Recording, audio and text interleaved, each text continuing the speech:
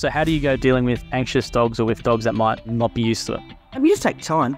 Like if I've got a new booking coming on, I book out extra time. So I don't know what this dog's going to be like. So I'll always book a little bit extra time. You can take your time and you're not rushing the dog. And you might have to go back. You might not get through a full service with a new dog that's anxious. You might have to stop the service and go, right, we've pushed it as far as we can today. We'll come back next time or next week and we'll do a bit more. And you just work that dog. That dog will get used to it over time.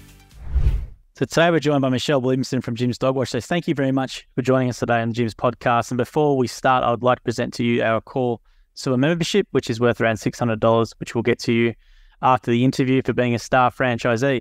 Now, Michelle, let's just chat about yourself. So let's start with a bit about what we're doing prior to Jim's and how you stumbled into Jim's Dog Wash. So I've been dog grooming for about 10 years. So I started in salons and I also worked for another franchise company before I started Jim's. I've been with Jim's 3 years, July, so just over 3 years. So what? For dog grooming, I was doing security. Oh, really? Security? Yeah. How'd you get into that then, from security to dog grooming? Well, a friend of mine owned a salon and she was looking for a manager. And I said to her, what about me? And she laughed. And she goes, well, come down and have a couple of days work and see what you think. It's not for everybody. And yeah, haven't looked back. 10 years and still grooming. So what was it about Jim's Dog Wash then that you wanted to come and join us? Because this is great to have someone like you on, because a lot of people I've interviewed from Jim's Dog Wash from completely unrelated fields, whereas you've had extensive grooming experience, private business and a franchise. So what made you then decide to come in board with Jim's Dog Wash? Just the support that you get and the trailers. The trailers are absolutely amazing to work in. And the situation I was working in before, the trailers were not like that. They were more set up for dog washing, not for grooming. And I was a groomer. And so I rang Sharon and she gave me an offer I couldn't refuse. And here I am today. And now let's talk about then the grooming side of it. So what goes into a good groom from your perspective? It's not just washing, washing the bath and that's it. So you don't talk about the full services that you can do with your salon, mobile salon. Yeah, well, you can do everything. It's like having a salon on wheels, it's ergonomic. You've got tables that go up and down to fit your height, a bath with a shelf in it so you don't have to lean over to wash dogs. You've got air conditioning, heating. There's everything's at your fingertips. It's really good for your body because I'm 50. I got into grooming when I was 40. So yeah, it's very good.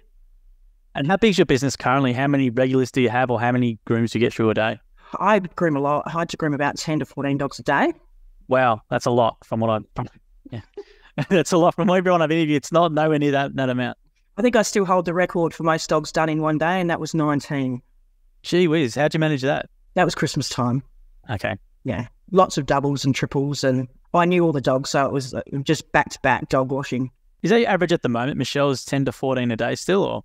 Yeah, I work so I try and do big days so I can have my time off.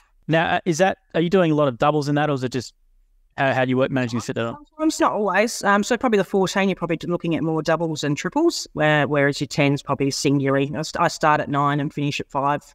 And has it been something where you've been able to condense your route since you started to get to that, where you can do that? Or you get to know the dogs. So when you know your dogs, you know exactly how much time you're going to take. So you can add more in your daily drive. So you can get more done when you know your dogs.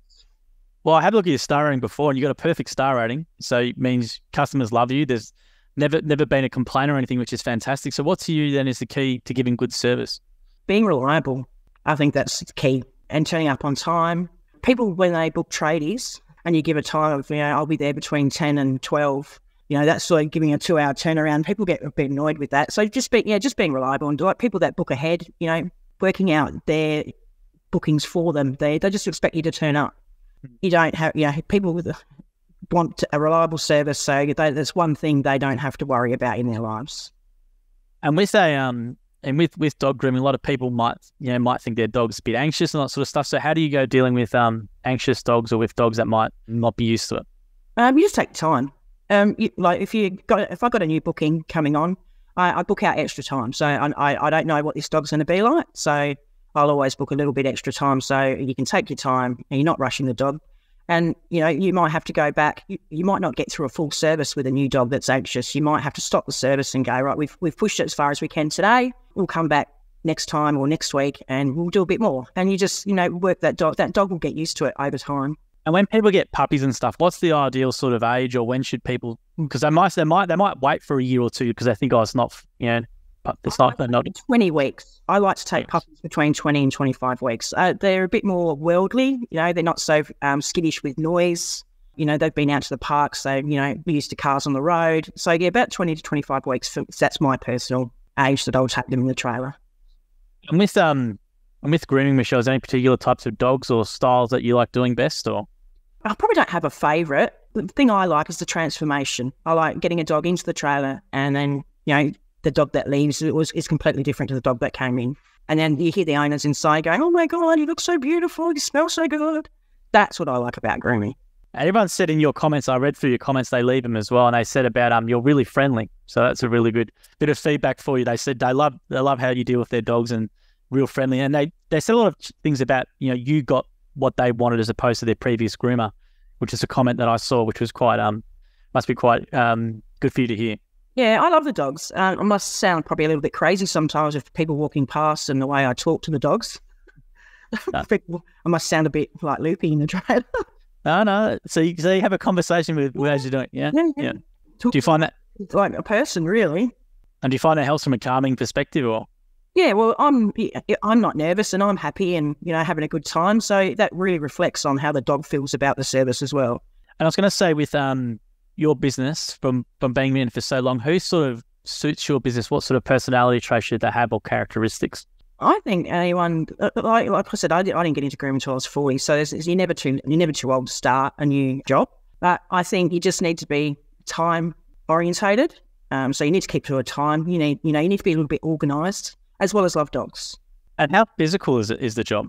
It's quite physical. My husband, I've got 2 trailers, and my husband's a big man. He's 6'8", and he's been doing 6'8". Yeah, he's been doing wow for me. Yeah. And he come home the other day. He's like, "I don't know how you little girls do it." He goes, how do you control these big dogs? He goes, "I'm so buggered." So yeah, it is. It is a bit physical. How long did it take you originally to get used to that? Because I've been talking to a few dog wash franchisees, and that's one thing I've learned is just the physicality of it can be quite tiring at the start. You do get used to it. I think, in the first few weeks, you might find muscles in your arms and your legs that you hadn't used before, especially for drying and just repetitive movement. But you do get used to it. It's just like anything. And with your business, you've obviously got a great business. What's the sort of business tips or best bit of business advice you could give to someone starting out? Take your time off. Don't think you can groom 7 days a week, because you can't. So have you deliberately done with your 4 day a week? You just so you can deliberately have that 3 days? I have 3 days off. So, 1 day is always working on the business, not in the business. And then I've got 2 days off where I can actually get away from the business. Now, is your husband your employee, or are you doing it in a partnership? No, he's my employee. Really? He's a subcontractor, so he pays me a fee for having the trailer for the day. And I get him work. How's that work? How's the boss and the relationship work? Yeah, that's really good. Yeah, that's great.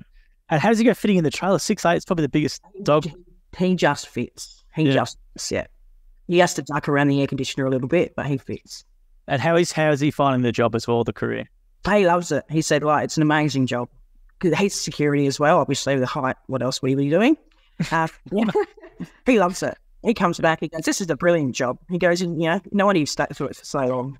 And I was going to say as well, what are some maybe common questions that you get from customers regarding grooming? Let's say, what's some new advice you can give to them, or what are the things that you constantly get asked from new customers? Oh, probably how long between bookings. And really, it's a personal thing. I always say, between 2 and 8 weekly, especially if it's just for washes. And I always say, if you book in 6 weekly and then your dog starts smelling at 4, we know we need to bring it back and we'll start doing 4 weekly. Yeah, so it's mainly like how long between grooms. And I was going to say as well, is there some common mistakes that customers make as well? Is there some unrealistic sometimes expectations with what can be done? Yeah, I think people buy dogs and they don't really research the breed. They think, let's get a Groodle. They're great with children, they're friendly, they're outgoing dogs, but they're hard work. They're lots of brushing. If you want to keep them long, it's brushing. So that seems to me the common thing, that people get those breeds and they don't brush it and they expect you to come and be able to fix it. Yeah. Well, we just shave them off when they don't brush it. What else we can do, Yeah. So, yeah, you teach your clients to brush. And most people brush down the back, from the head back to the bottom. But it's actually you brush the other way, brush up. Are there any particular types of products that you use in particular, or? I've got two brushes that I use, and it's just a brush. That's the best. Brush and comb. So you brush first, comb after, make sure you get all the knots out. But people are time poor. So I think that's, if you're time poor, then you need to get your groomer to come more often.